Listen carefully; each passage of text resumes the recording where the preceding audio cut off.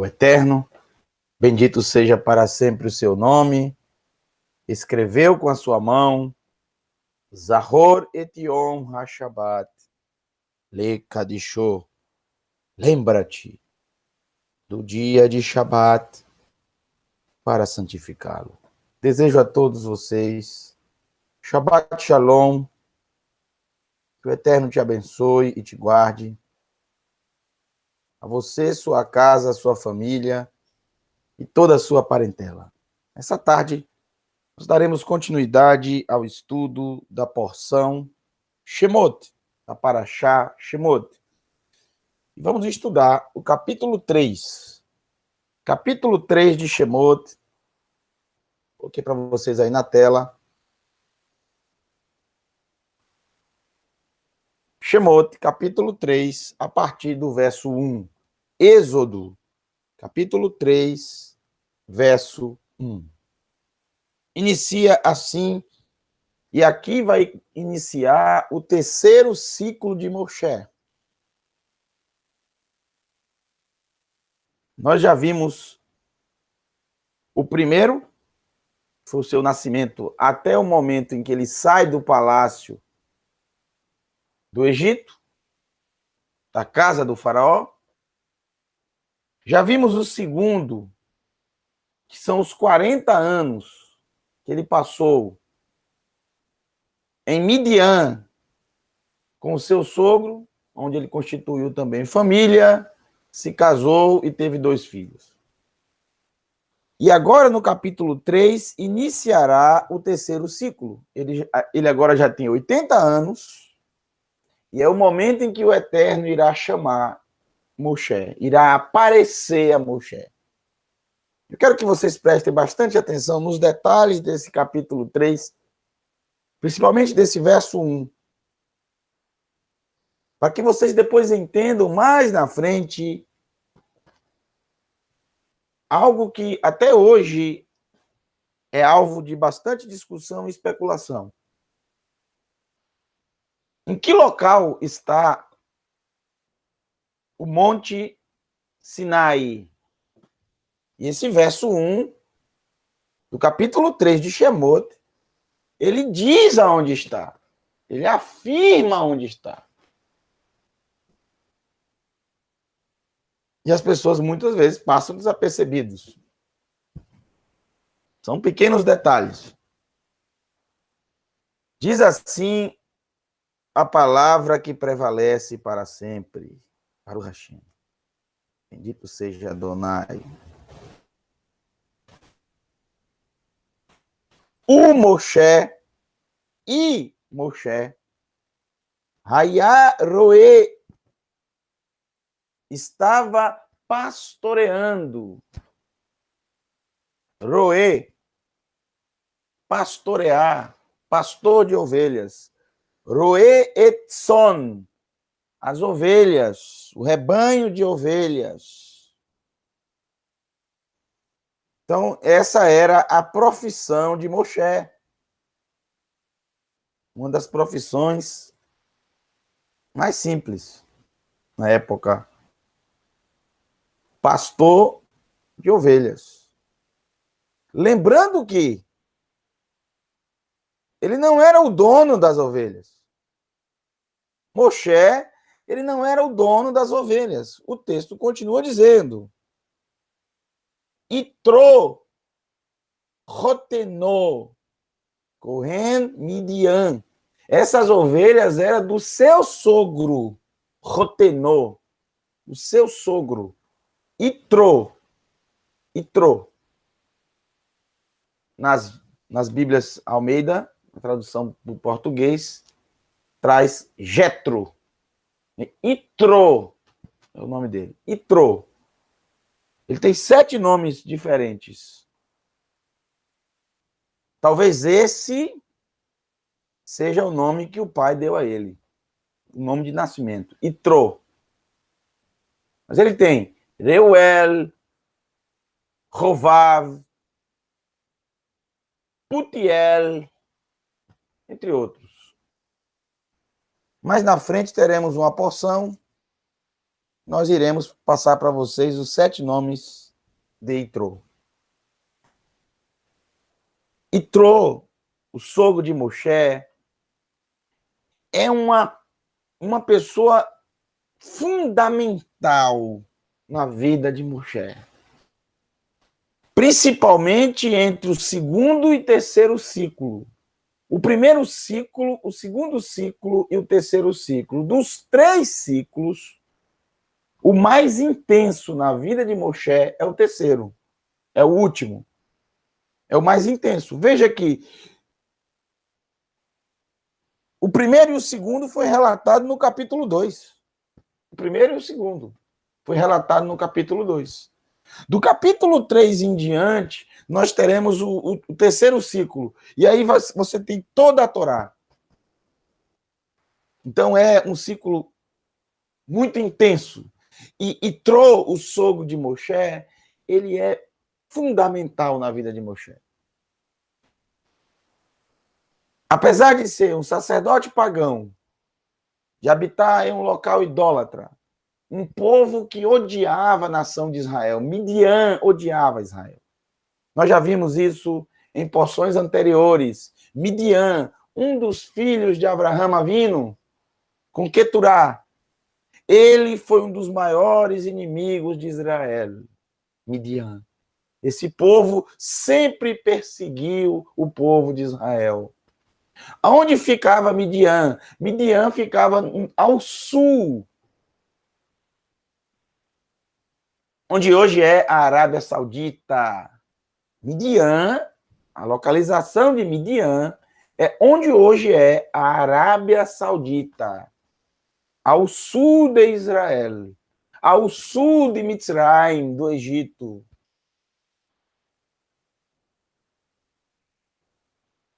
Entre Midian, para sair do Egito e chegar em Midian, ele teve que atravessar todo o deserto.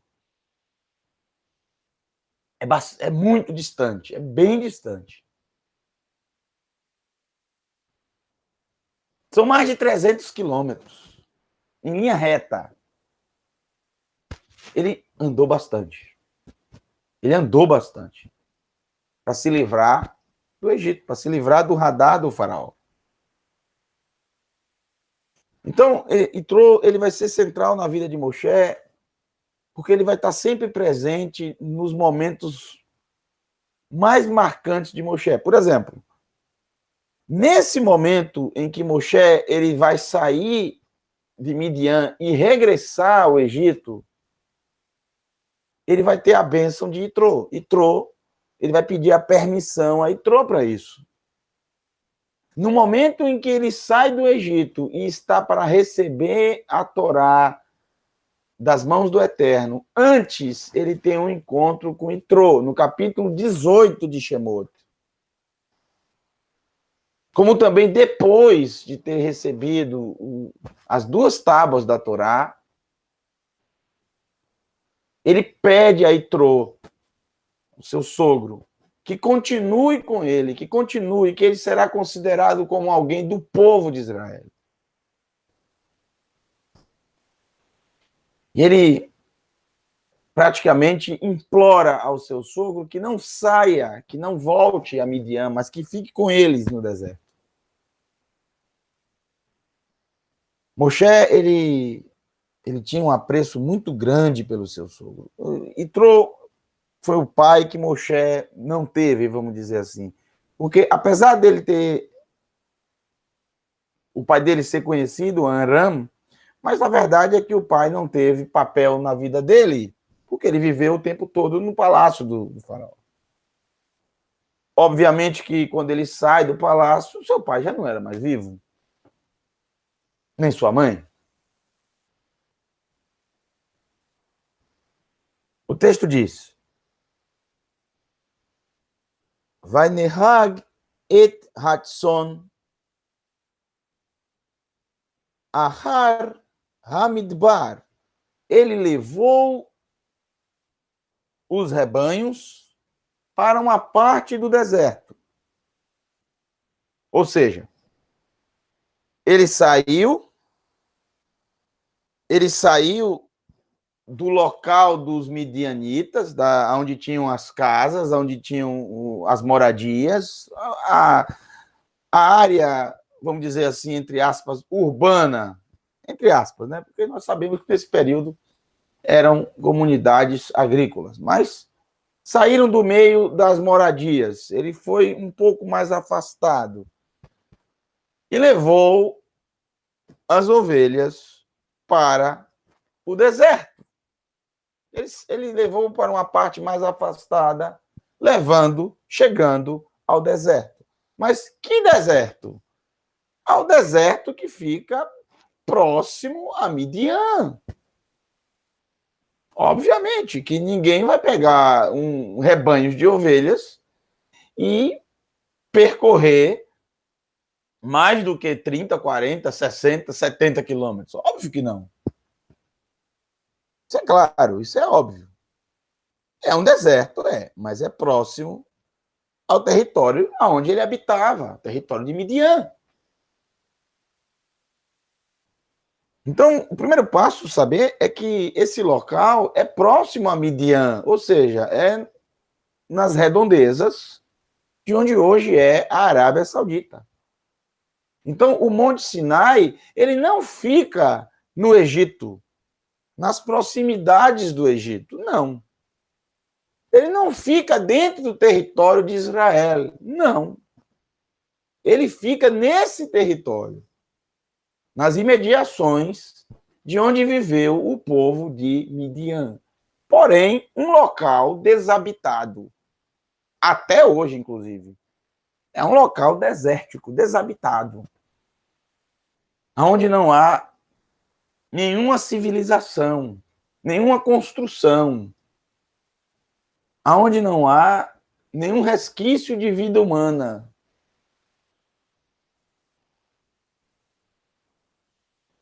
Até os dias de hoje. Existem milhares de lugares assim ao redor do mundo. O Eterno escolheu esse lugar para entregar a Torá, pois é um local, como não há nenhuma civilização que reivindique esse lugar aqui é morada de tal povo. Não, não há. Não há nenhum povo habitando lá. Ele quis dizer o seguinte: a Torá é para todos os povos.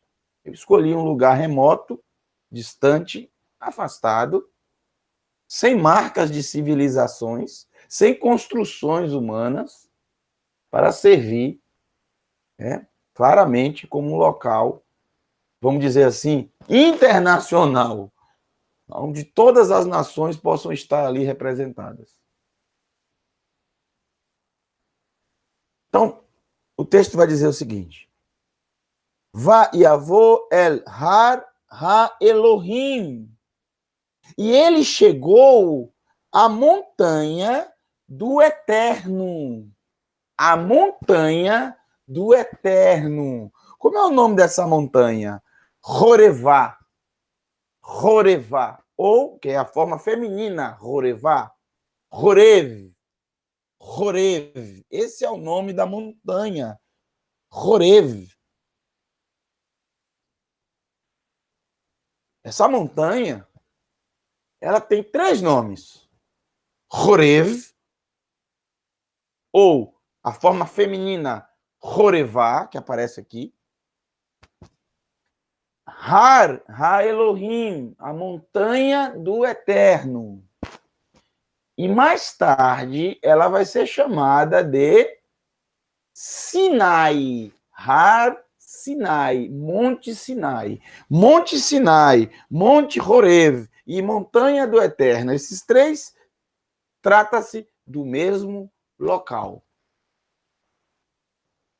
O local que o Eterno escolheu, o local que o Eterno escolheu para descer ao topo desse monte e falar as 10 palavras maravilhosas. Conhecidas como os 10 mandamentos. Mas, na verdade, em nenhum lugar da Escritura é dito 10 mandamentos. É dito Aseret Hadvarim, as 10 palavras, as 10 das palavras. Ou seja, 10 tópicos que resumem os 613 mandamentos. Então, o primeiro ponto é, por que Moshe saiu do local habitual e levou as ovelhas justamente para essa montanha? Justamente nesse momento, quando ele tinha 80 anos. Sempre quando Moshe completa 40 anos, alguma coisa ele faz de diferente. Quando ele completou 40 anos, ele sai do lugar habitual dele e vai ver os irmãos israelitas. Quando ele completa agora 80 anos, ele sai do local habitual onde levava as ovelhas e leva as ovelhas para um outro lugar diferente. E quando ele fizer 120, é justamente quando ele vai morrer. Ele vai deixar o local habitual onde ele estava para descansar, para morrer. São as coisas do Eterno. O Eterno estava esperando justamente esse momento. O Eterno sabia que isso iria acontecer, que Moshe chegaria justamente naquele local e já preparou todo o cenário. Ele chega até a montanha do Eterno. Esse local é um local embaixo, na base, com uma área muito plana, tem um platô imenso, que cabe milhões de pessoas. Milhões de pessoas. Tem uma planície, uma área muito plana. Milhões de pessoas. O verso 2 diz: Vaiera,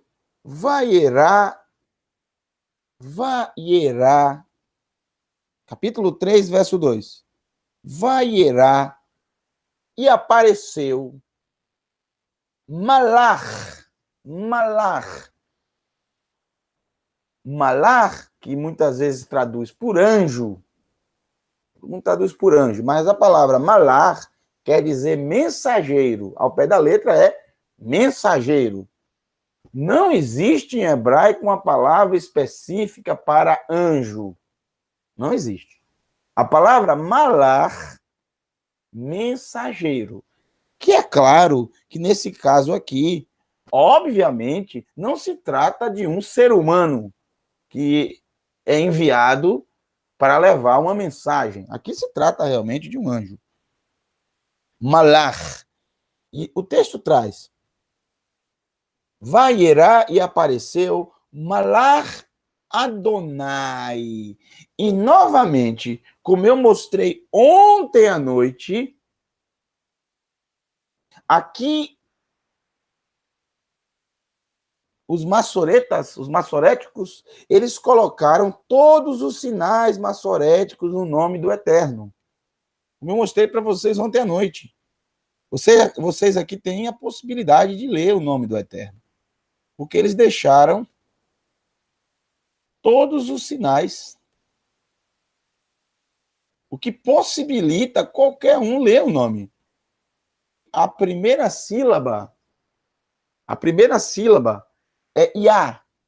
Eu mostrei ontem à noite. As restantes estão aqui no texto. Rová, Yahová. Yahová. Bendito seja para sempre seu glorioso nome, seu reino é para todo sempre.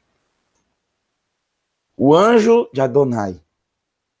Elav belabat esh mitor hazne vaiare vehine ha hazne boer baesh vehazne einenu uhal. Verso 2. O anjo de Adonai apareceu, e apareceu o anjo de Adonai em um fogo chamejante no meio de um arbusto, rasné, no meio de um arbusto. Algumas traduções, como a Almeida, por exemplo, vai trazer sarça. É um arbusto. Esse arbusto, Hasné, ele é extremamente comum no deserto. É um arbusto cheio de espinhos. A madeira é bastante mole, não tem serventia alguma esse arbusto. Não serve para nada. Primeiro, não serve para utilizar como madeira para fazer móveis ou qualquer outro tipo de coisa que se use a madeira. Não dá nem para fazer um cajado. Não produz fruto algum. Não dá sombra alguma. Esse arbusto, os animais não comem por causa dos espinhos. As ovelhas não comem desse tipo de arbusto, asné. Asné é uma das coisas que você observa no deserto e diz: para que aquilo está ali? Ele não serve para nada, só como decoração. E mesmo assim você olha para ele e diz: é muito feio, é ridículo, é feio mesmo, não tem beleza alguma. Rasné é uma coisa simples. Não produz fruto. As aves não podem. As aves que voam pelo deserto não podem descansar neles por causa dos espinhos. Os animais não podem comer por causa dos espinhos, e são espinhos bem afiados e rígidos. E a madeira não se utiliza para nada. É uma madeira mole. E os sábios sempre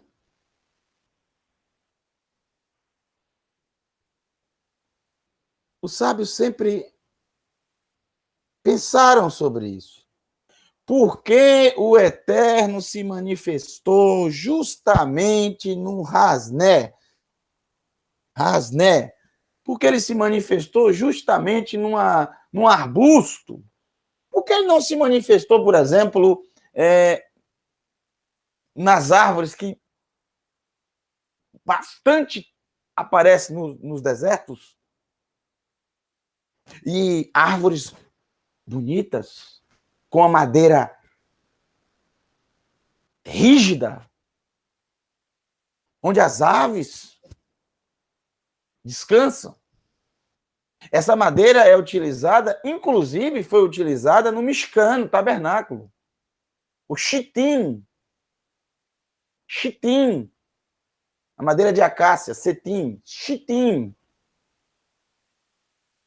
Tem bastante no deserto. Frondosa, bonita, resistente. Por que o Eterno não se manifestou no chitim?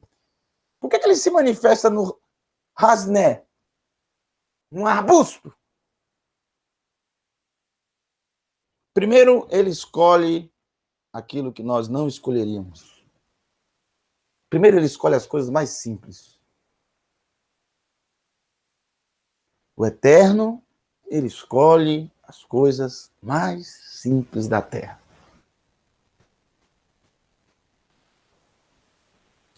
A Torá, ela nos ensina, desde o princípio, e você estuda toda a Torá, as 54 porções, se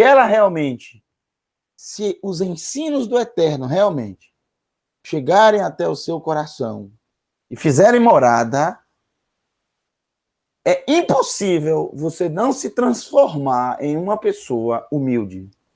É impossível. Se você continua uma pessoa arrogante e prepotente, é porque a Torá não adentrou ao seu coração. Porque é o ensino das Escrituras. A Escritura nos ensina a humildade.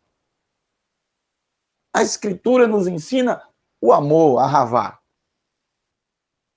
A Escritura nos ensina o perdão. A Escritura nos ensina a amar até os nossos inimigos. Aqueles que nos perseguem.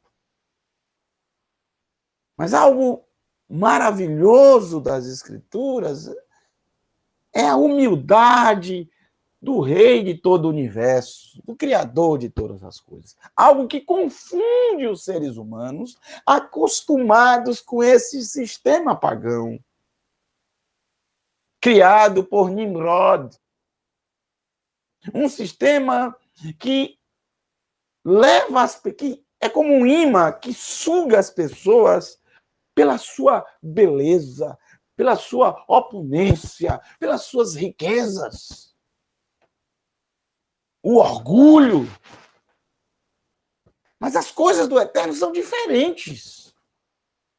Perceba que o santuário que o Eterno tanto desejou que o ser humano criasse na terra como representação da sua presença foi um Mishkan, feito de madeira de acácia, chitim, e panos e peles de cabras.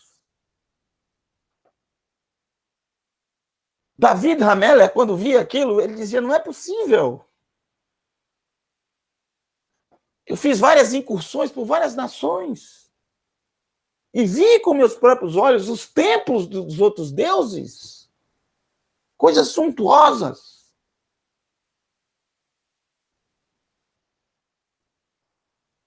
Não é possível que eu mesmo habite em um palácio e a casa do Eterno seja madeira com panos, com peles.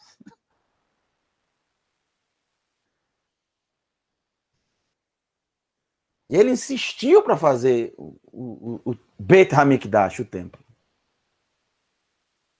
Nós sabemos que no mundo vindouro não existirá templo, graças ao Eterno. Vai se acostumando. No mundo vindouro não existirá templo.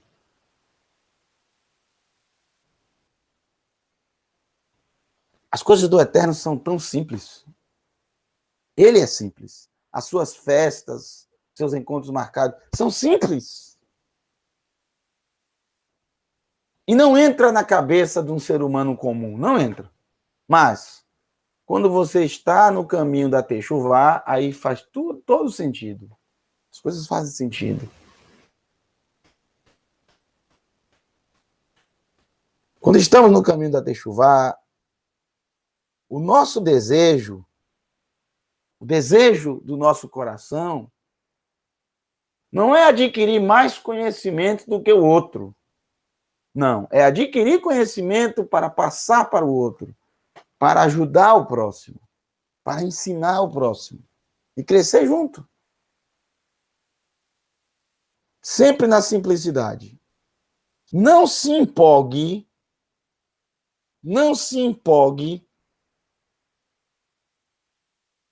com as belezas.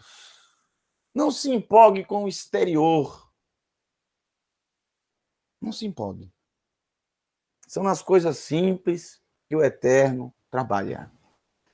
Ele escolheu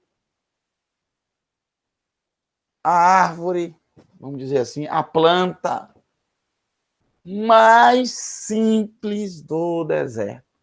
Algo que ninguém tem em casa, que ninguém levava para casa, algo que ninguém queria, algo que todos desprezavam. Segundo, os sábios também dizem, o Eterno não escolheu o chitim para se manifestar, pois o rasné não se pode fazer ídolos. Não se pode pegar a madeira do rasné, do arbusto, e fazer ídolos. É impossível. Mas você pode pegar a madeira do chitim e fazer vários ídolos esculpidos. Você já imaginou se o Eterno aparecesse num chitim? Essa árvore se tornaria já um ídolo, a própria árvore. E você já imaginou o tanto de ídolos que essas árvores iriam produzir? Se já existe sem o Eterno ter aparecido, imagine se ele aparecesse. Então ele apareceu em um local justamente que é impossível transformá-lo em ídolos. Ou seja, Adonai, o Todo-Poderoso, o Rei de todo o universo, quando ele se manifesta, quando há sua presença, não tem nada a ver com idolatria, avodat zará, o serviço aos ídolos. Não. Por isso ele escolheu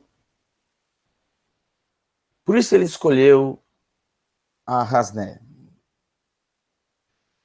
São as coisas de Adonai. Vá se acostumando.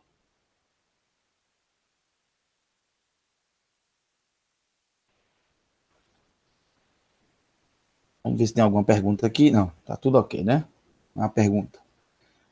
Como eu faço para baixar a Bíblia hebraica? No nosso canal, Adão, você pode digitar Bíblia hebraica mais dicionário. Aí você vai achar, você pode baixar. Só funciona no computador, tá? Ou no notebook. Capítulo 3, verso 2. Verso 3. Verso 3. Preste bastante atenção no verso 3. Vaiomer e disse. Perceba que vaiomer, vá é ir, e omer é falar, é dizer. E disse, não é e pensou, Moshe, não. Ele falou. Moshe falou, não pensou. Vaiomer. E disse Moshe, Assurá na ve'ere et hamaree hagadol. Vou me aproximar, me aproximarei e contemplarei essa visão grande, a grandeza dessa visão, essa visão incrível, grande, Hagadol, a grande visão que eu estou vendo. E descobri o motivo do arbusto não ser destruído pelo calor. Que coisa incrível. Eu preciso ir lá ver. O que eu estou tendo? Perceba que até agora, até esse momento, o Eterno não falou com Moshe. Até agora, até esse instante, o Eterno apenas colocou esse arbusto para queimar, mas não se consome o arbusto continua. Não se consome. E muitos sábios do Talmud,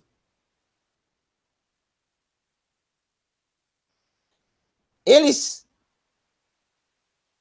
dizem que o significado daquele arbusto não se queimar, mesmo com fogo intenso sobre eles, é o significado do povo de Israel, o povo que Moshe iria pastorear pelo deserto. Aquelas ovelhas é o símbolo do povo de Israel que ele iria levar para aquele mesmo local. Algum tempo, pouco tempo depois. E que esse povo passaria pelo deserto das nações, seria queimado, mas não, esse fogo não iria consumi-los, não iria destruí-los. E é exatamente o que aconteceu com o nosso povo. Todas as perseguições de todos os impérios que surgiram na terra, todas as perseguições para que o povo de Israel fosse destruído, para que o povo de Israel acabasse de uma vez. Nós, na própria Escritura Sagrada, nós encontramos várias. E na história, ao longo, após a Escritura Sagrada, após o primeiro século, nós encontramos várias perseguições. Por exemplo, a destruição de Jerusalém no ano 70, a grande revolta de Jerusalém no ano 66 da nossa era, e a grande destruição do templo. A grande galut, o grande exílio que espalhou os judeus por todas as nações da terra. E posteriormente, quando chegaram a essas nações, começaram a frutificar, começaram a serem férteis e aumentar em número, como aconteceu no início do livro de Shemot. Essa é a história do nosso povo. Muitos historiadores até hoje, eles afirmam que é um fenômeno inexplicável. Assim dizem os historiadores. Um fenômeno inexplicável. Um povo passar mais de 30 anos fora da sua terra e manter ainda a sua língua, os seus costumes, as suas tradições. 30 anos é o limite que os historiadores observaram em todos os povos que foram exilados, que saíram da sua terra. Eles observaram que 30 anos depois começa a se perder, começa a se assimilar as outras culturas, aonde vivem, a língua, a cultura, a forma de viver, e se perde as suas tradições. A sua língua. Mas o povo de Israel passou quase 2.000 anos fora da terra. 1.878 anos, para ser mais exato. 1.878 anos. Do ano 70 ao ano 1948. 14 de maio de 1948. É incrível. O fogo das nações não queimou, mas não consumiu o nosso povo. Eu me lembro dos 3 que estavam na fornalha. Os 3 da tribo de Yehuda. Os 3 amigos que Nevru-Hadetzar, Nabucodonosor, os enviou para a fornalha ardente e o fogo não os consumiu. Mas por que o fogo não consumiu os 3? Por que no livro de Daniel, por que o fogo não consumiu aqueles 3? Consumiu, inclusive, os guardas que os jogaram na fornalha. Aumentaram a força do fogo em 7 vezes mais. E os guardas que os lançaram foram consumidos, não suportaram o calor e morreram. Mas aqueles 3, eles não tiveram uma queimadura sequer. Por quê? O que eles fizeram? Eles se recusaram a cometer a avodat zará, a idolatria.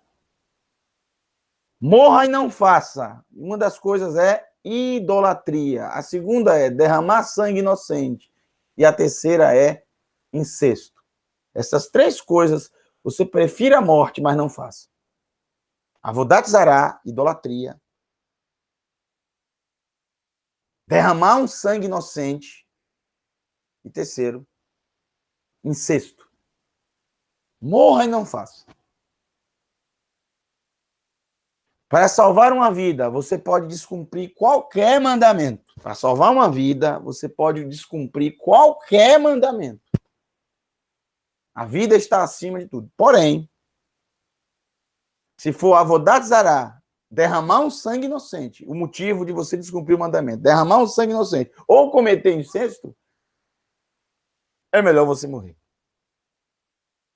E era justamente isso que aqueles 3 tinham em mente. A fé, a confiança no Todo-Poderoso. O amor pelo Eterno. A obediência às Escrituras Sagradas. É por isso que o fogo não os consumiu. O Eterno enviou um anjo e os guardou. Daniel, ele orava todos os dias, voltado o seu rosto para Jerusalém. Ele colocou, inclusive, era uma janela no seu quarto, que era voltada a Jerusalém, e ele fazia as orações. Ele sempre foi fiel ao Eterno, aos mandamentos da Torá. Por isso, quando ele foi jogado lá na cova dos leões, os leões que estavam famintos, a gente sabe porque depois foram lançados outros homens e eles devoraram antes de descerem. Mas a Daniel, não. Por que ele não foi consumido? Por causa da fidelidade, da obediência. Por que o fogo não consumiu o nosso povo? O que é que os manteve até hoje? O que é que manteve o povo da Techuvá até hoje? A obediência, as mitzvot, mandamentos, a Torá. O amor ao Eterno, o amor ao próximo, a humildade. É isso que mantém o nosso povo. É isso que nos mantém, mesmo o fogo queimando ao nosso redor. O fogo queima, mas não consome. Queima à vontade, mas não consome.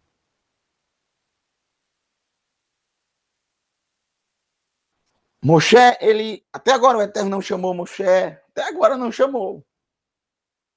Por que o Eterno não chamou Moshe? Por que ele não gritou, Moshe, vem cá!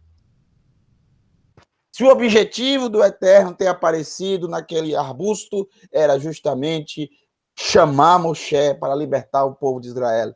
Por que até agora? Por que até agora? O Eterno não chamou Moshe. Desde o primeiro momento em que ele chegou. Maravilhoso esse verso 3. É algo maravilhoso isso aqui. Veja o que está escrito. Vai Omer Moshe. E falou Moshe, vou me aproximar para ver esta visão incrível do arbusto não ser consumido pelo fogo, pelo calor. Então, um arbusto tão simples, e não é consumido pelo fogo?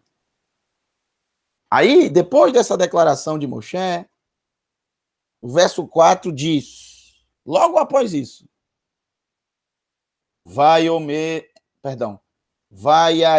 Adonai Kisar Liriot.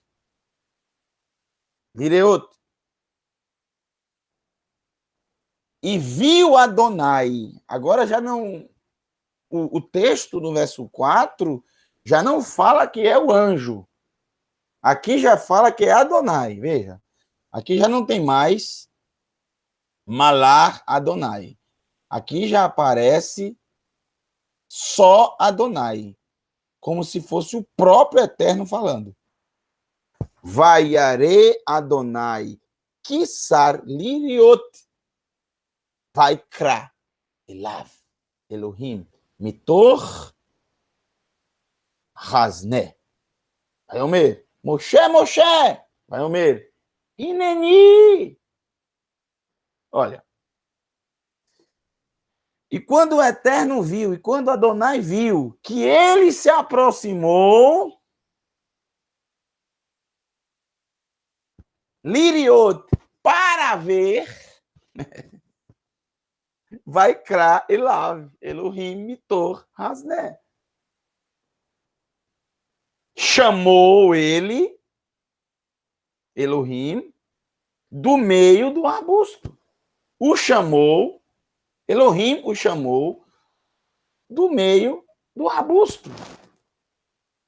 No meio do arbusto estava o Eterno. E o chamou. Mas só o chamou quando viu que ele se aproximou para observar. Isso é maravilhoso. Porque é justamente como funciona o reino de Adonai. Assim, é dessa maneira, é dessa forma que funciona o livre-arbítrio. Foi assim que o Eterno nos criou.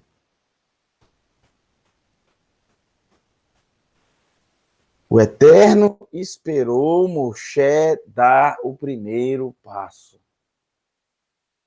Não falou com Moshe até Moshe se interessar e se dirigir para ver, ir até o local, ver com seus próprios olhos, observar, analisar, pesquisar, buscar, aprender.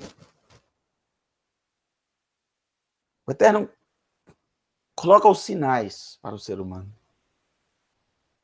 E um dos maiores sinais, o maior arbusto queimando para o Hashem, o maior arbusto que está queimando até hoje é a Escritura Sagrada para o Hashem. E é um fogo que não consome. Porque normalmente fogo na Escritura, normalmente, na maioria das vezes, fogo na Escritura é sinal de juízo. O fogo é o sinal do juízo, a queima, a destruição. O fogo é sinal da destruição. Porém, esse tipo de fogo que apareceu aqui não é símbolo de destruição. Por quê? Porque o arbusto não é consumido. Esse fogo que está queimando o arbusto é um sinal para abrir os nossos olhos, para chamar a nossa atenção, para despertar a nossa curiosidade. O fogo que é despertado dentro de nós, como foi despertado dentro de vocês, como foi despertado dentro de mim, para buscarmos o eterno, a sua palavra.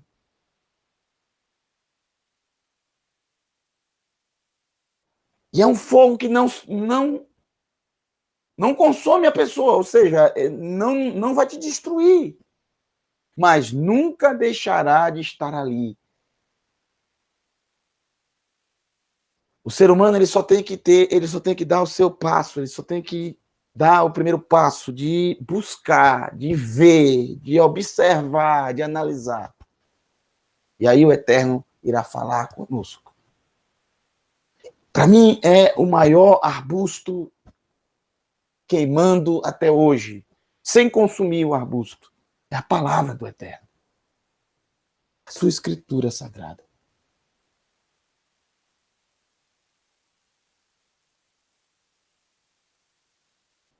Mas você só terá uma experiência. Moshe só teve essa linda experiência, essa maravilhosa experiência, porque ele foi lá. Porque ele se interessou em ir. Porque a sua curiosidade foi maior que o seu medo. Que muita gente tem medo de se aprofundar na palavra. Tem gente que tem medo de se aprofundar na palavra e descobrir coisas que vão mudar completamente a sua forma de pensar. Você não tem que ter medo. Você não tem que ter medo das coisas do Eterno. Porque as coisas do Eterno não vão te consumir, não vão te destruir. Não, vai destruir sim. Os conceitos errados na tua vida, na tua mente. Os conceitos errados que carregamos há gerações. Mas não vai consumir a tua vida, muito pelo contrário. Vai mudar a tua história, como mudou a história de Moshe. Moshe vivia uma rotina de 40 anos, fazendo a mesma coisa todos os dias. Ele pensou que aquilo já era o fim da vida dele, já estava bom demais ali. Ele já estava conformado. E de repente, uma manhã, tudo mudou. Ele se interessou. Assim funciona o Eterno. O reino do Eterno funciona dessa forma. No próprio livro de Shemot, capítulo 14,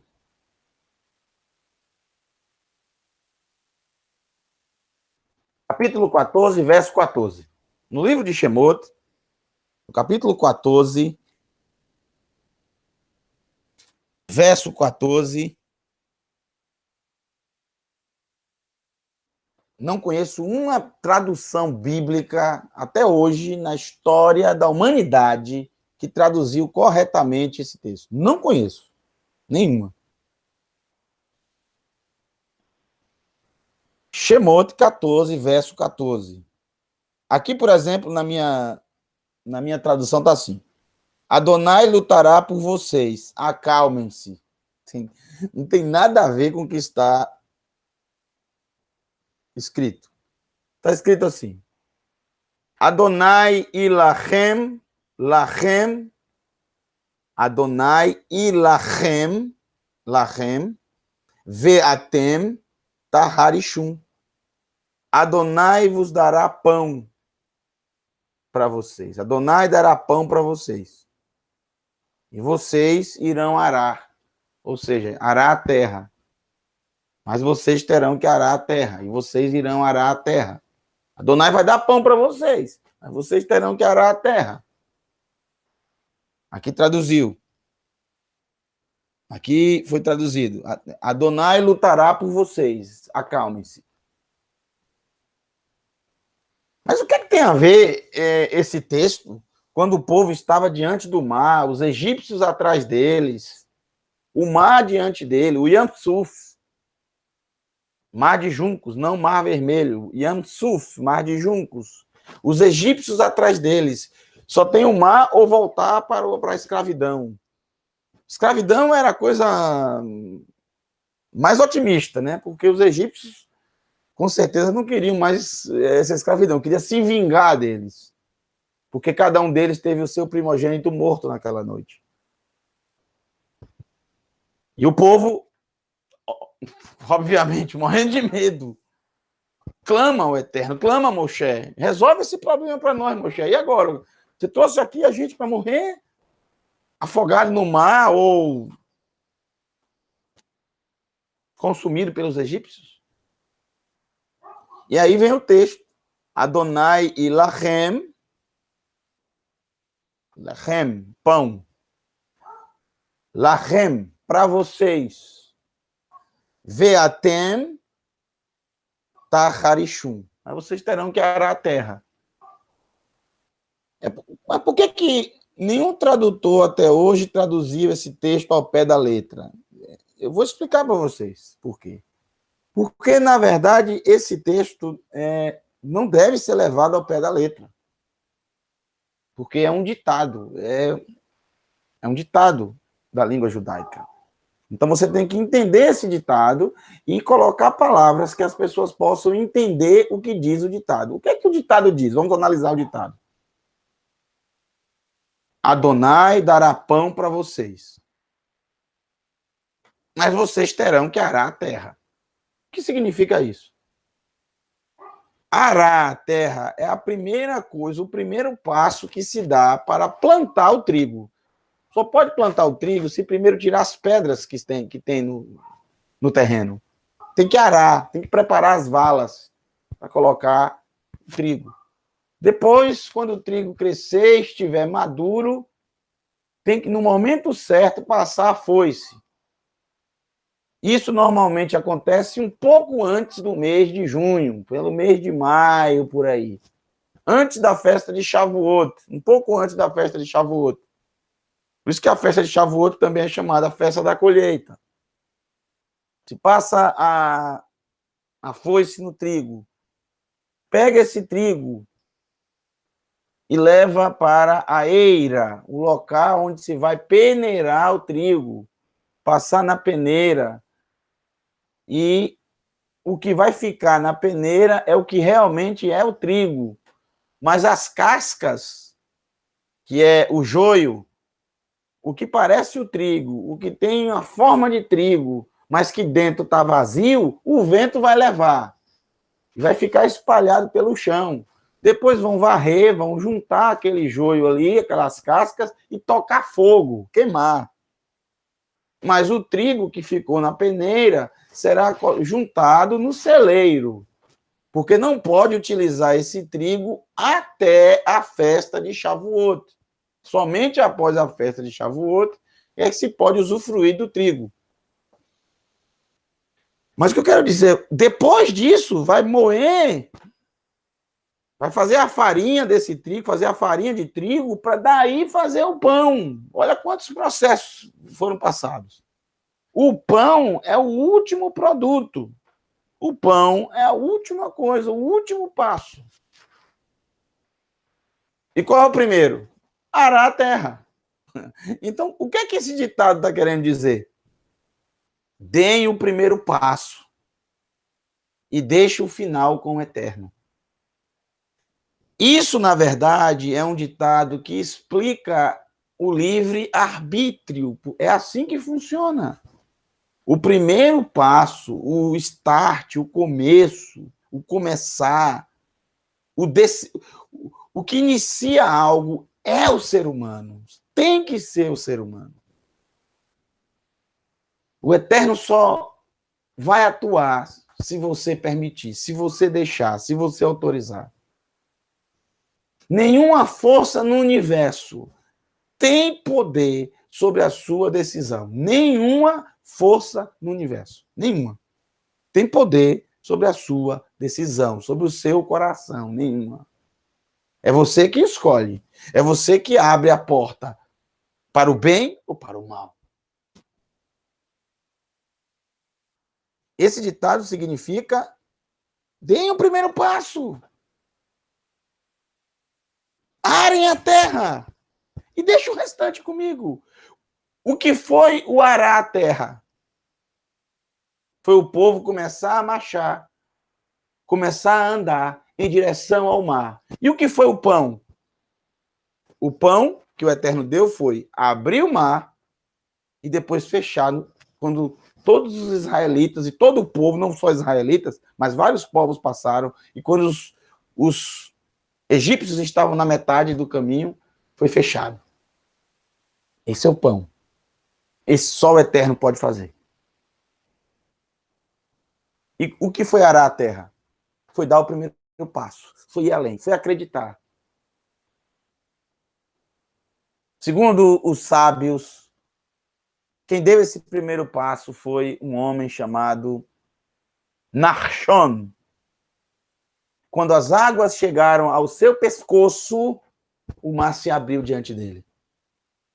Por isso, o Eterno honrou no livro de Bamidbar como o primeiro homem a oferecer o sacrifício inaugural do Mishkan, do tabernáculo. Ele foi o primeiro, o próprio Eterno designou isso, ele foi o primeiro a oferecer um sacrifício de gratidão ao Eterno. Como também ele foi o escolhido para ir na frente de todo o povo de Israel. Compensação. Está escrito que ele, Nachshon, era o primeiro a ir seguindo todo o acampamento. Aqueles milhões de pessoas iam atrás e Nachshon ia na frente. Era o primeiro. Está no livro de Bamidbar, logo no começo. Também o Eterno honrou Nachshon por esse ato de fé, pois dele é a genealogia do rei David e, posteriormente, do Mashiach Yeshua. Nachshon. Ele é o símbolo, esse símbolo do querer do ser humano, do ir, do avançar, do dar o primeiro passo. Foi o que Moshe fez.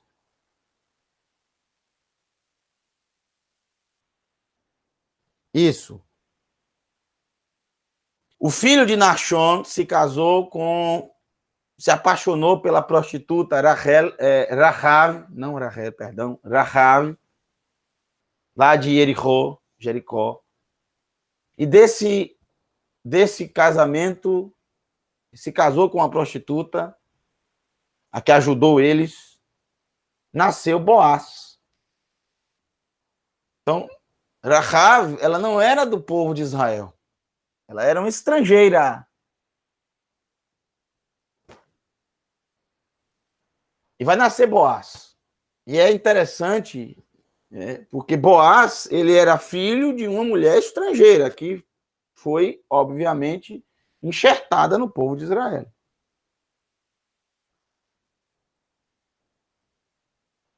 E depois, é impressionante, o próprio Boaz vai se casar com uma mulher que não era do povo de Israel. Você deve imaginar o que Boaz, ao longo da sua vida, desde o princípio, porque isso sempre acontece, até os dias de hoje. A discriminação é terrível. O que as pessoas diziam? Esse menino aí, a mãe dele era prostituta. A mãe dele é lá de Jericó, era lá de Jericó. Pagã. Nunca vai para frente, não, viu? Não vai muito. Quem falou queimou a língua. E o pior de tudo é que ele se casa com uma mulher moabita. Ruth, de Moab. Moabita. Um povo também amaldiçoado. E desse casamento, incrivelmente, ele não tinha problema com isso, porque a sua mãe era estrangeira. Ele não teve problema com se casar com uma mulher estrangeira. E desse casamento vai nascer Oved. Oved vai gerar Ishai. Ishai vai gerar David Hamelech, o rei David. Nachshon era cunhado de Aharon, muito bem. Nachshon é uma família tão especial que Nachshon, a irmã de Nachshon, Elisheva, da tribo de Yehuda, se casou com Aharon. Aharon, o sumo sacerdote, que era designado os levitas se casarem com da própria tribo, mas Aharon disse, não, vou me casar com Elisheva, da tribo de Yehuda, porque eu gostei do irmão dela. Gostei da família dela. Nachshon. Então, quando tem os sacerdotes, os sumos sacerdotes, né? Depois de Aharon, que é Elazar, e posteriormente Pinchas, eles têm parentesco com Nachshon, através de Elisheva. Nachshon. Moshe, aqui essa história nos mostra como funciona o livre-arbítrio. Você tem que dar o primeiro passo. Você tem que escolher. Você tem que buscar. Você tem que bater. Você tem que pedir. Bata e a porta se abrirá. Peça e você receberá. Busque e você encontrará. Procure e você encontrará. Busque e você achará. Assim que funciona.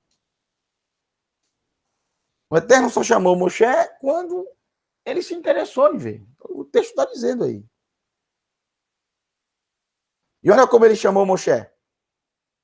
Vaiomer. Moshe. Moshe. 2 vezes. Moshe. Moshe. Por que 2 vezes? A repetição, que é um item bem interessante nas escrituras sagradas. A confirmação. Porque Moshe pode ter pensado, deve ser da minha cabeça. Mas repetiu, Moshe. Não sabemos a distância de um Moshe para o outro. Aqui a gente lê como se fosse um atrás do outro. Mas foi repetido. Moshe, Moshe. Essa repetição não é exclusiva para Moshe. Se você vê, por exemplo, Bereshit, capítulo 22, Gênesis 22. Verso 11. Olha só. No entanto, o anjo de Adonai o chamou desde o céu. Abraham, Abraham. Também no capítulo 46, verso 3 de Bereshit. Agora não é com Abraham, é com Yaakov. O próprio Eterno aparece a ele na noite, no verso 3, e diz: ele disse, eu sou Elohim, o Elohim de seu pai. Não tenha medo de descer ao Egito. É o verso 2, perdão, é o verso 2. À noite, em uma visão, o Eterno chamou Israel. Yaakov, Yaakov. 2 vezes.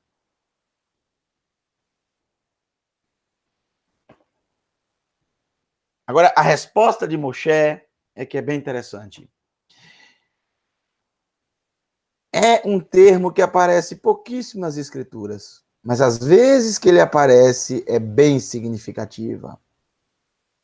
Vai Omer e disse, o que é que ele disse? Hineni, Hineni, aqui estou pronto, estou à disposição, estou à sua inteira disposição. Uma palavra só, mas uma palavra muito significativa, de prontidão, de entrega ao Eterno. Essa palavra aparece pouco na Escritura, bem pouco. Se vocês verem, às vezes que aparece, são todas elas bem interessantes. Por exemplo, Bereshit 22, 1. Olha que interessante. Onde aparece a palavra Hineni. Depois de todas essas coisas, Elohim testou Abraham. Ele disse, Abraham, e ele disse, Hineni, estou pronto, estou aqui, estou à disposição. E esse momento foi para quê? Vá ao monte Moriá e ofereça Isaac como sacrifício a mim. E ele foi. No verso 11 do mesmo capítulo, novamente, no entanto, o anjo de Adonai o chamou desde o céu. Abraham, Abraham. E ele respondeu, Hineni, aqui estou. Quando ele estava com a faca para matar o seu filho. Como o Eterno pediu. E o anjo o chamou de novo e ele disse, estou pronto, pode dizer.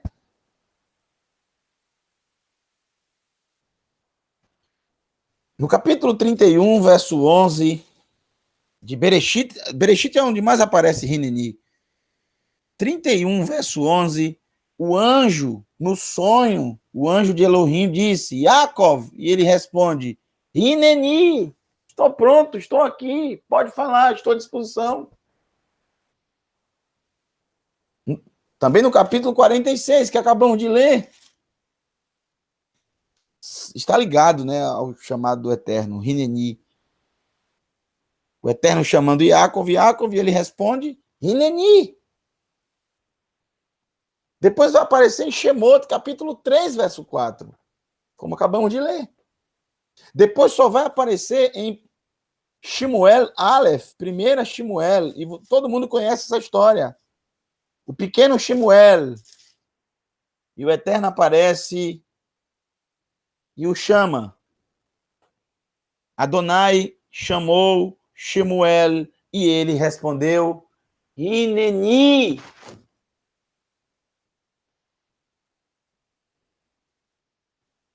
Estou aqui, estou pronto. Também no verso 16.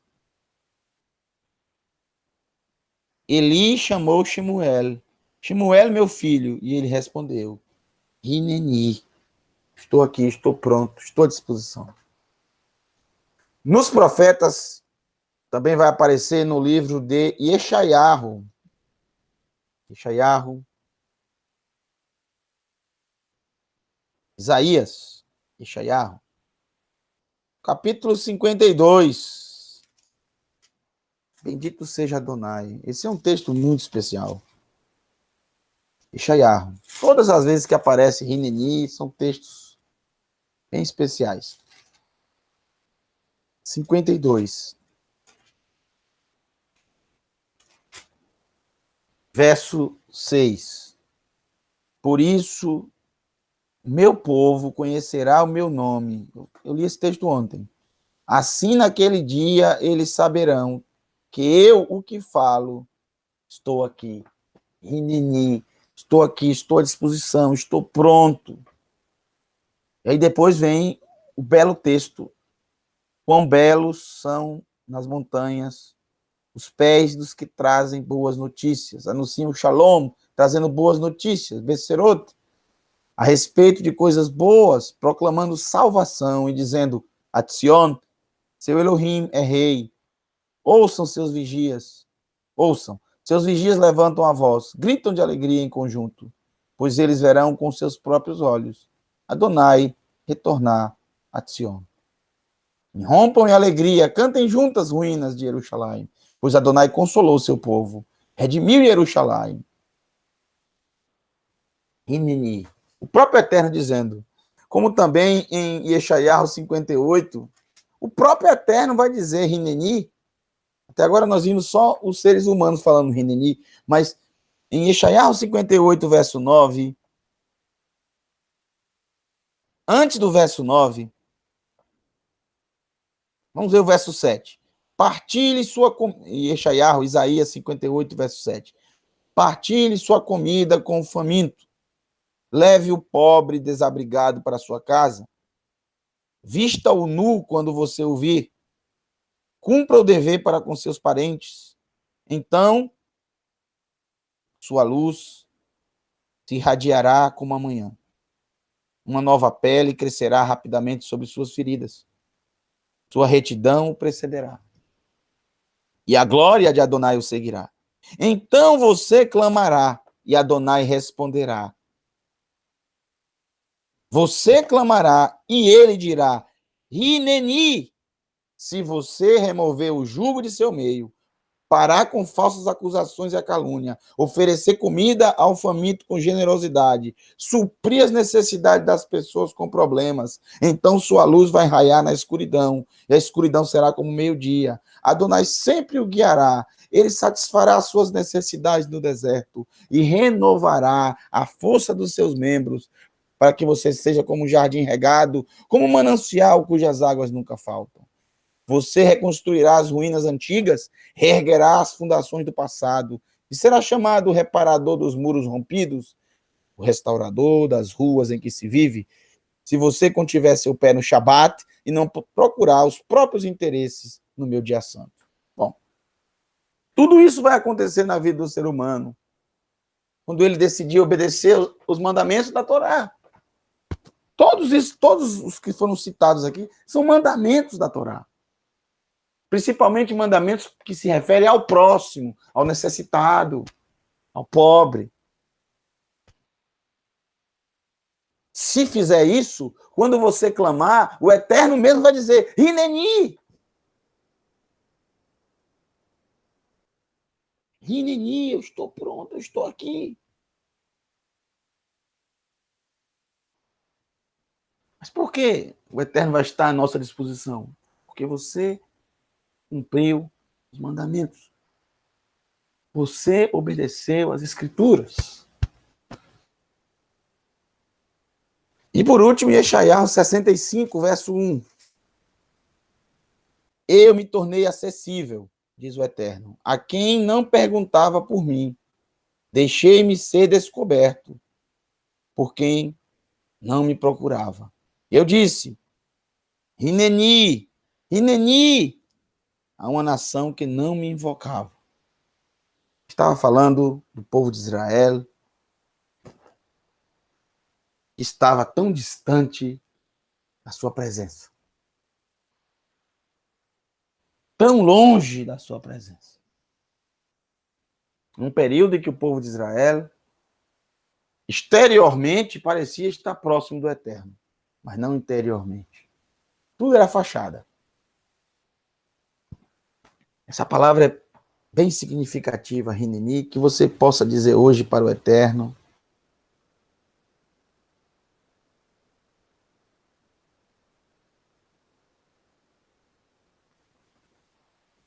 Você possa dizer hoje ao Todo-Poderoso, Hineni.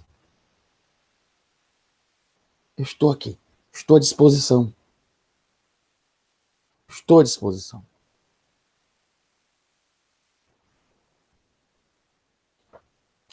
Há uma pergunta aqui do Adão. Eu não entendi pelo seu comentário. Moshe não tinha possibilidade de ser faraó. Moshe não tinha possibilidade de ser faraó.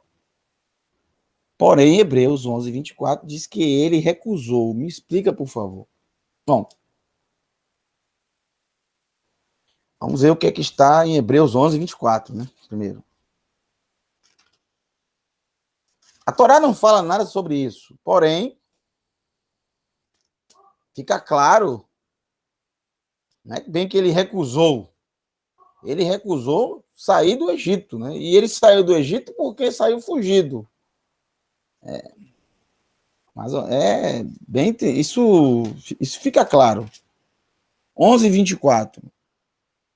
Pela confiança, Moshe, depois de ter crescido, recusou ser chamado filho da filha do faraó.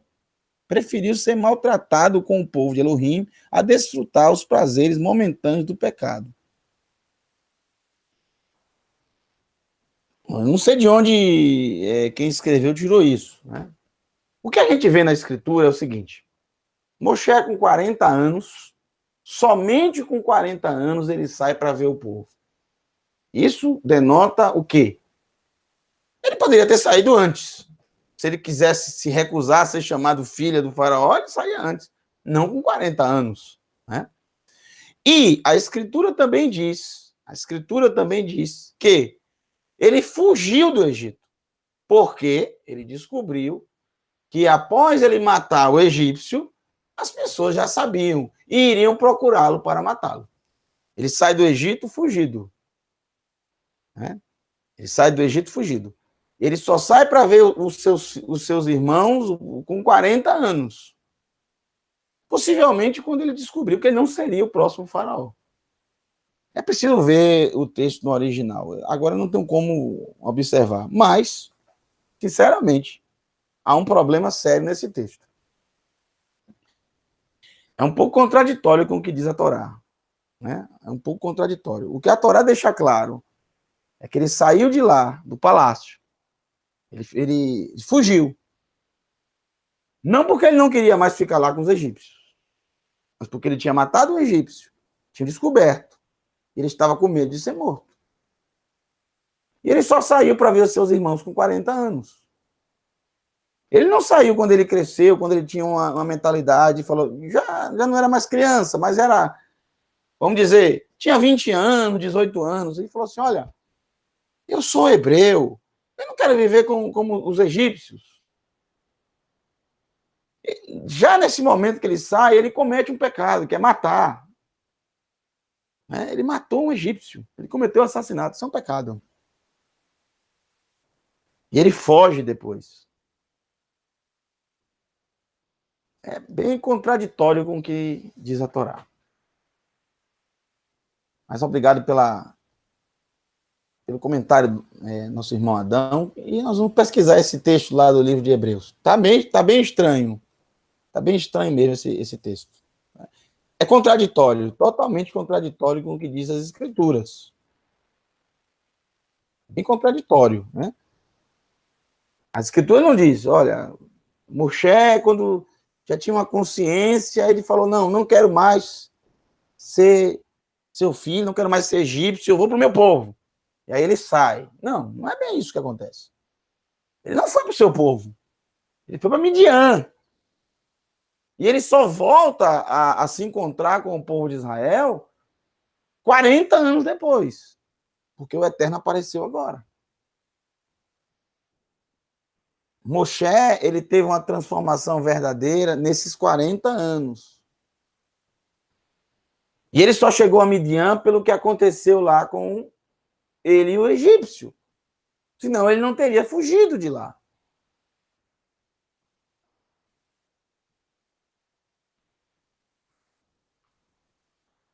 Continuando, o verso 6 agora. Capítulo 3, para a gente finalizar. Terceiro ciclo de Moshe. Capítulo 3, verso 6. Capítulo 3 de Shemot. Capítulo 3, verso 6. Aí você pode me perguntar, vocês podem perguntar, mas seria possível que o autor de Hebreus teria errado? Sim, por que não? Nós falamos semana passada que Yohanan Hashalia, um homem santo, um emissário, o único dos discípulos que não foi assassinado, não teve uma morte brutal, como todos os outros tiveram. Ele morreu de extrema velhice, ele escreveu Revelação. Ele errou em Revelação. Ele esqueceu de colocar o nome da tribo de Dan na relação. Ele errou, ele cometeu um erro. Isso acontece, isso é normal. Né? Os seres humanos, nós somos falhos. Eu posso passar uma informação para vocês aqui, uma informação errada. Um lapso da minha memória. Né?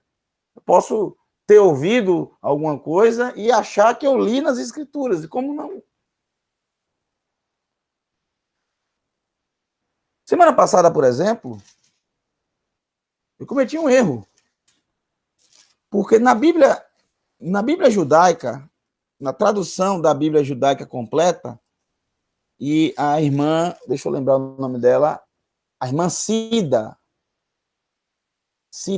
ela me mandou essa mensagem, mas eu achei maravilhosa ela ter mandado essa mensagem, porque ela me chamou a atenção, por exemplo, que na semana passada eu citei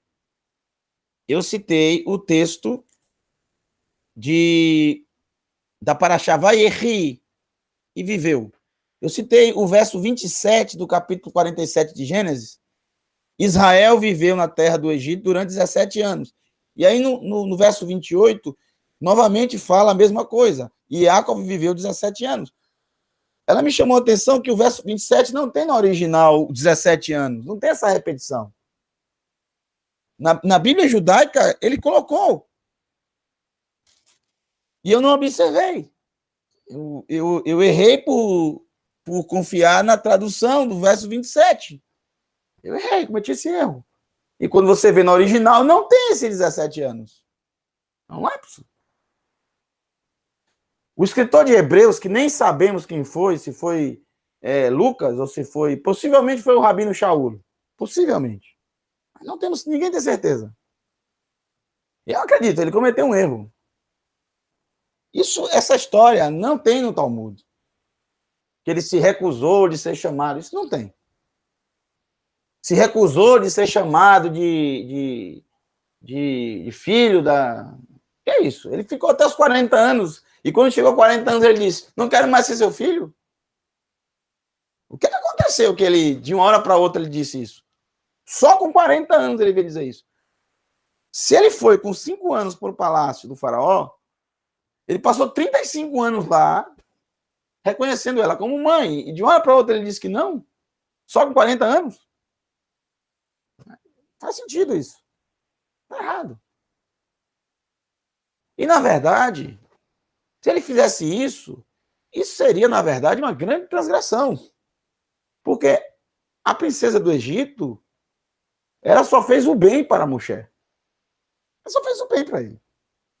Ela, na verdade, salvou Moshe. Porque somente a princesa do Egito poderia tirar Moshe do rio. Qualquer outra pessoa que não fosse da casa do faraó não poderia tirá-lo do rio. Porque era um bebê e era do sexo masculino. Teria que ser morto, teria que ser afogado no rio.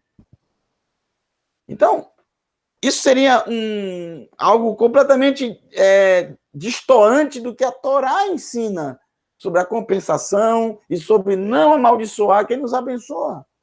Como assim? Não quero ser... Ela foi a mãe de Moshe. Quem foi a mãe de Moshe, de fato, foi a princesa do Egito.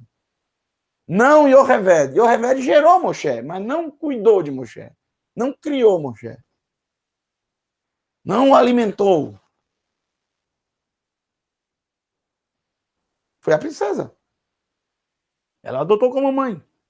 Ela foi a mãe de Moshe. Agora, aconteceu algo que Moshe entrou em desilusão e foi até ver seus irmãos. O que foi isso? o nascimento de Moshe, o irmão de Moshe. Moshe agora não vai ser mais o faraó. Isso faz mais sentido.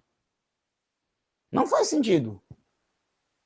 Se tiver assim no original, foi um erro do escritor. Ele cometeu um erro.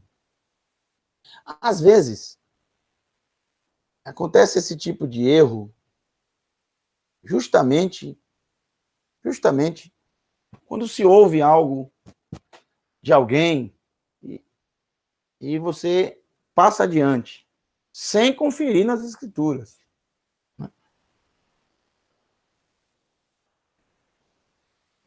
Nos escritos nazarenos, você tem que entender o seguinte, vocês têm que entender o seguinte, os escritos nazarenos, os Ketuvim Natserim, não tem nenhum dos escritores, nenhum dos que escreveram os escritos nazarenos, eles têm por obrigação, que tudo que está ali não há falha alguma. Eles não tiveram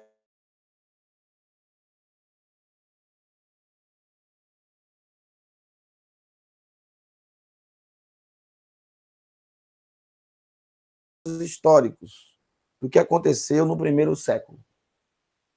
E cá entre nós, são bastante precisos. Mas não estão isentos de erros. É diferente da Torá, por exemplo, que foi ditado letra por letra pelo Eterno.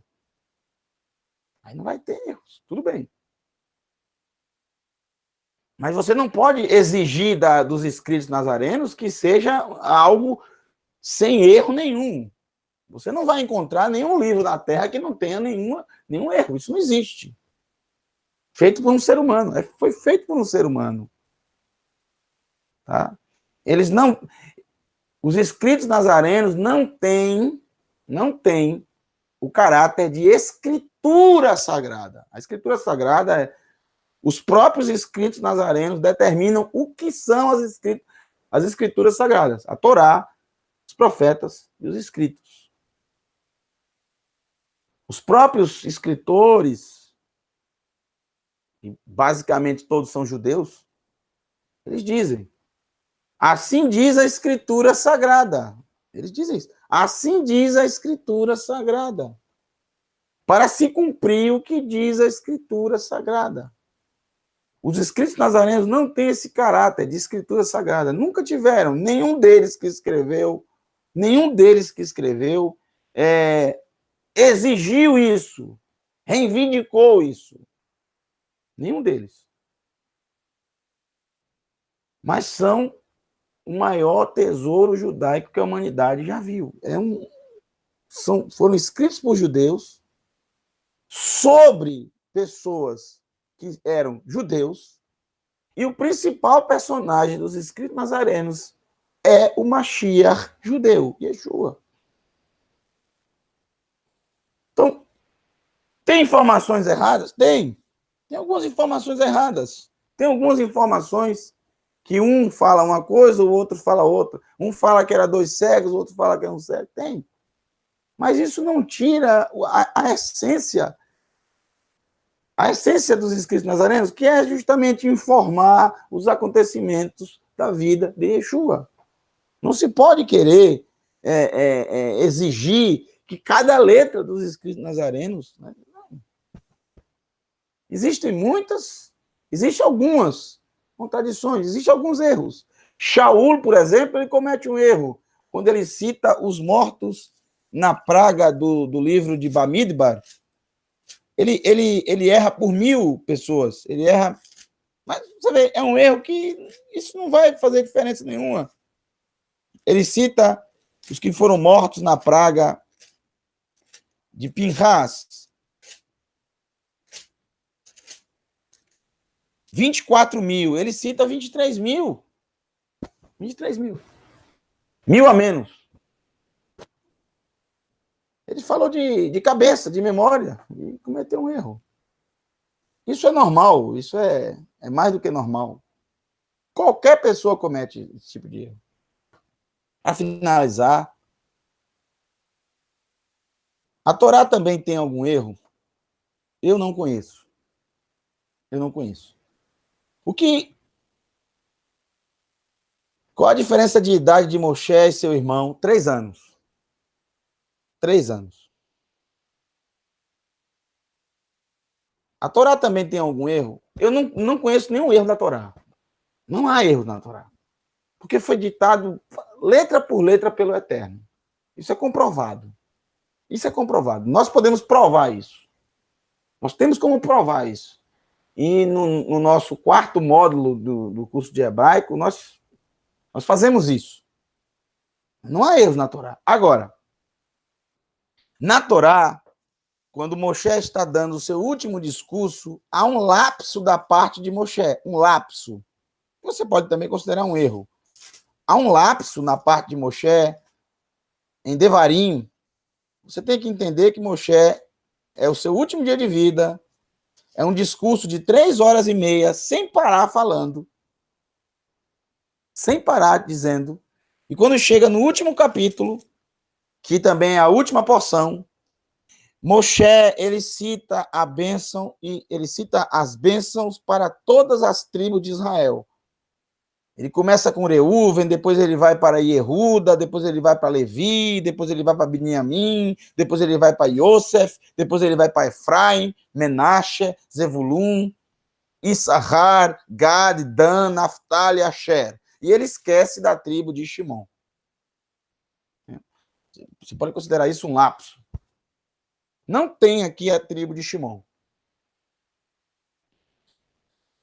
Lúcia também diz, o livro de Matitiarro diz que quando Yosef e Miriam subiram ao Egito. Isso já tem um vídeo que nós fizemos, né? Yeshua foi ao Egito? Interrogação. Tem um vídeo mais ou menos assim, que a gente explica bem sobre isso aí. Aquela história do capítulo 2 de Matitiarro não deve ser levada ao pé da letra. É como se fosse uma alegoria, uma comparação como foi justamente com Moshe, que estava no Egito, e logo quando nasceu, ele estava sendo perseguido para ser jogado as crianças no rio. Ele faz uma comparação entre esses dois, é como uma midrash. Deve ser entendido como uma midrash, não como um fato histórico. Não aconteceu. Lucas diz que eles logo depois foram para a Galil, para a cidade de Natseret. Está escrito no livro de Lucas. O capítulo 2 de Matitiarro deve ser entendido como uma midrash, como um remes, como uma midrash, uma comparação. Isso é mais do que natural se fazer quando se escreve para judeus. O judeu entende bem isso, midrash. O judeu são milhares de midrashim. São muitas e muitas e muitas. Muitas comparações são feitas. É uma forma de se explicar algo, explicar um fato. Fazer uma comparação. Quando se traduz, quando se faz a tradução, aí fica parecendo que Matitiarro está querendo dizer. A diferença de idade de Moshe para Aharon. De Moshe para Aharon, foi isso que foi perguntado? De Moshe e seu irmão, 3 anos. Moshe e Aharon. Agora, de Moshe para Armose, nós não sabemos. Não tem como saber, não sabemos. Não sabemos com quanto tempo Armoshe, assim. Irmão, significa o nome dele, irmão de Moshe. Você vai encontrar nas pesquisas assim, ó. Armose, assim. Ou você também vai encontrar assim, Amose. Depende da forma como transliteraram.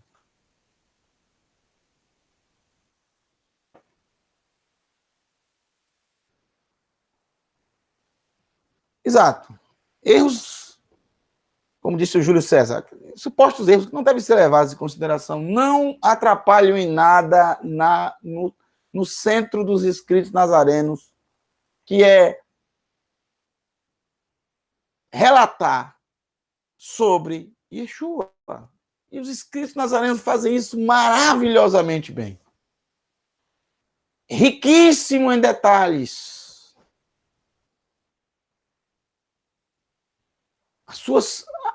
O que Yeshua ensinava? O que ele fazia? Com quem ele se relacionava? O que ele ensinava? O que ele dizia? As suas profecias. E também fala sobre os seus discípulos após a sua morte e ressurreição. Os Atos, chamados Atos dos Apóstolos, conhecido como Atos dos Apóstolos. Você lendo você fica por dentro de tudo que aconteceu. Você fica sabendo de tudo. Não é porque tem um erro aqui, um erro ali, você vai desprezar tudo. Isso é um absurdo. Isso não existe. São erros tão bobos que não comprometem em nada. Em nada. Né? Bom.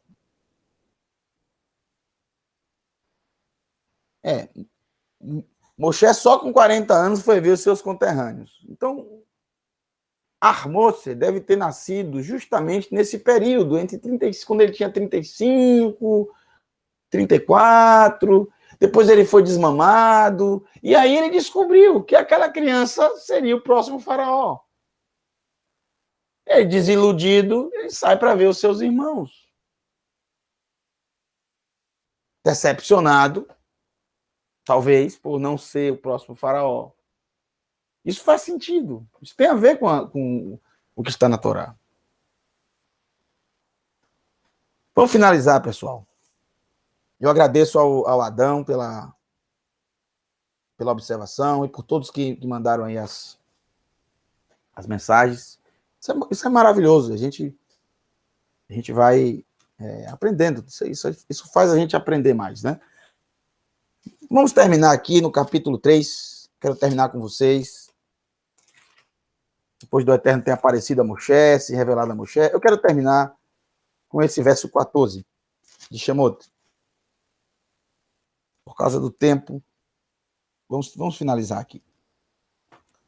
No verso 14, também, antes do verso 14, é isso? Antes do verso 14,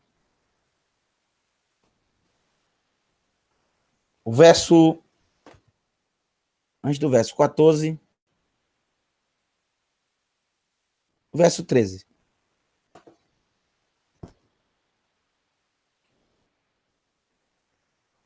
Diz assim: Moshe disse a Elohim: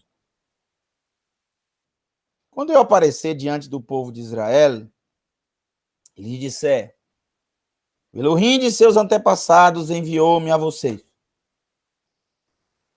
e eles me perguntarem, qual é o nome dele? O que eu lhes direi? Moshe pergunta ao Eterno. Quando eles me perguntarem qual o nome dele, Moshe, ele estava um pouco apreensivo, porque, apesar de ser hebreu, pouco ele apareceu com os hebreus. Não pode contar o momento do seu nascimento e o momento que ele foi amamentado, porque ele era um bebê, uma criança.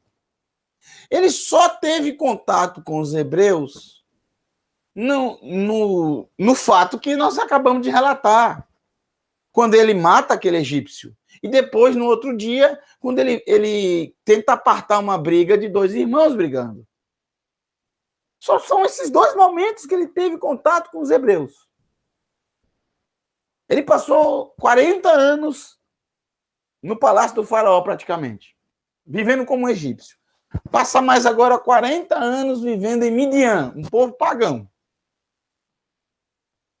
Idólatra. É óbvio que os hebreus iriam desconfiar. Fala aí para mim qual é o nome desse Deus mesmo que você está dizendo, para eu saber quem é ele. O que é que eu devo dizer para eles? O Eterno diz assim: Vaiomer Elohim el Moshe, e disse Elohim a Moshe, Erie, Asher, Erie. Vaiomer Kotomar Livnei Israel, Ehyeh shelachani aleichem. Ehyeh asher ehyeh. Eis o que você deve dizer ao povo de Israel. Ehyeh enviou-me a vocês. O que significa a palavra Ehyeh? A palavra Ehyeh significa eu sou o que sou. Eu sou o que fui. Pode ser eu sou o que sou. Também pode ser eu sou o que fui. Ehyeh asher ehyeh. Ehyeh asher ehyeh. Eu sou o que sou. Ehyeh asher ehyeh. Eu sou o que fui. Ehyeh asher ehyeh. Eu sou o que serei.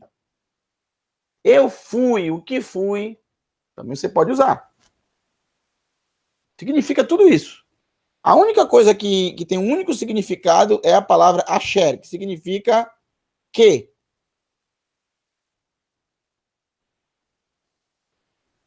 Ehyeh asher ehyeh. Eu fui o que sou. Ehyeh asher ehyeh. Eu fui o que serei. Também pode ser Ehyeh asher ehyeh. Eu serei o que fui. Eu serei o que sou. Eu serei o que serei. Em outras palavras, eu sou aquele que não muda. Não há sombra de variação. Não há mudança em mim. Eu sou o mesmo ontem, hoje e serei eternamente. Eu sou o autoexistente que se revela. Eu sou o criador de todas as coisas. Eu sou a própria existência. E os sábios, obviamente, não deixaram passar que essa palavra Ehyeh, que é repetida no começo e no fim, duas vezes, Ehyeh e Ehyeh, obviamente fizeram a gemátria, somando as letras da palavra Ehyeh, Aleph, que é 1, Re, que é 5, Yud, que é 10, e Re, que é 5. Então, eu tenho 5 mais 10, 15, mais 5, 20, mais 1 do Aleph, 21. Obviamente que a outra palavra Ehyeh é a mesma coisa. 21 mais 21 dá o número 42. E é justamente o que o Eterno está querendo dizer para o povo de Israel. Eu sou aquele que vai... Eu sou aquele que vai tirar vocês do Egito, para vocês percorrerem os 42 estágios da Techuvá. São 40, exatamente 42, que foram numerados no livro de Bamidbar, no capítulo... Bamidbar, Números, capítulo 33, que é justamente a Parashá Maseei, os estágios.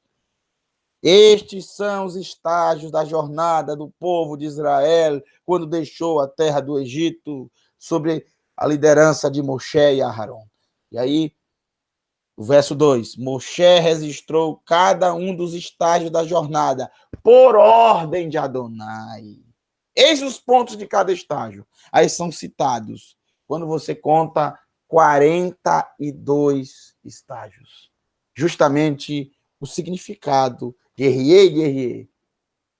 Os 42 estágios do retorno da Techuvá. Nós estamos percorrendo. Que o Eterno te abençoe e te guarde. Que o Eterno te abençoe e te guarde, te conceda uma semana abençoada. O Eterno abençoe toda a tua família. Se você tem mais algumas perguntas, você pode fazer também durante o canal. No vídeo, o vídeo vai estar no canal logo após terminar aqui. Você pode entrar e lá na parte de comentários você pode fazer. Você pode fazer a sua pergunta. Um abraço ao meu querido Felipe Mordecai, que está... Será que ele ainda está no Panamá? Um abraço, meu querido sobrinho. Um beijo no seu coração, viu? Um abraço para o Lucas, que fez aniversário hoje, está fazendo aniversário hoje. O Eterno te abençoe, Lucas.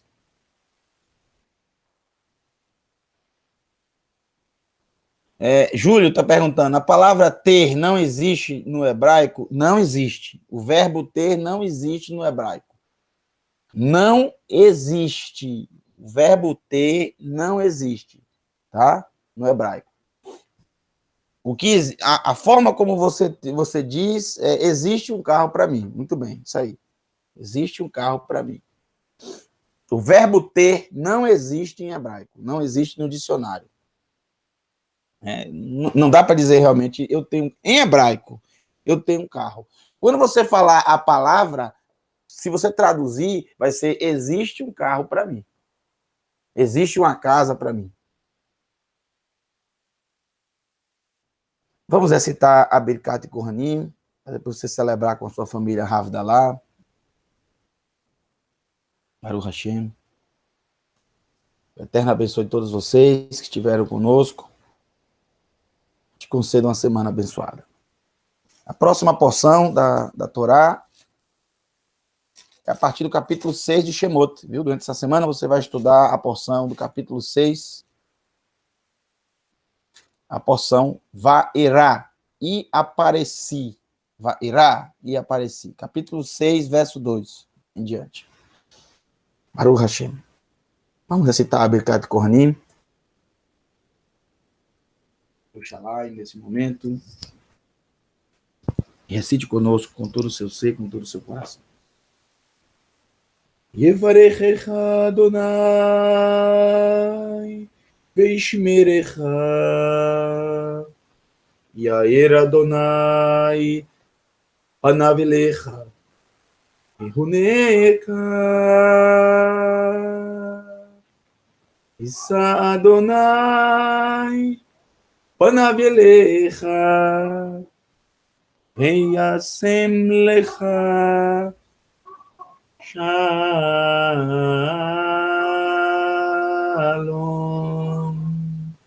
Que o Eterno te abençoe e te guarde. Ele faça resplandecer o seu rosto sobre ti. Tenha misericórdia de ti. Resplandeça a sua presença e derrame a sua paz, saúde, prosperidade, bem-estar, segurança, alegria e felicidade. Shem Yeshua HaMashiach Adoneinu Vemoshienu. Em nome de Yeshua HaMashiach, nosso querido Adonai. Desejo a todos vocês Shavua Tov, uma ótima semana, que o Eterno os abençoe e os guarde. Baruch Hashem.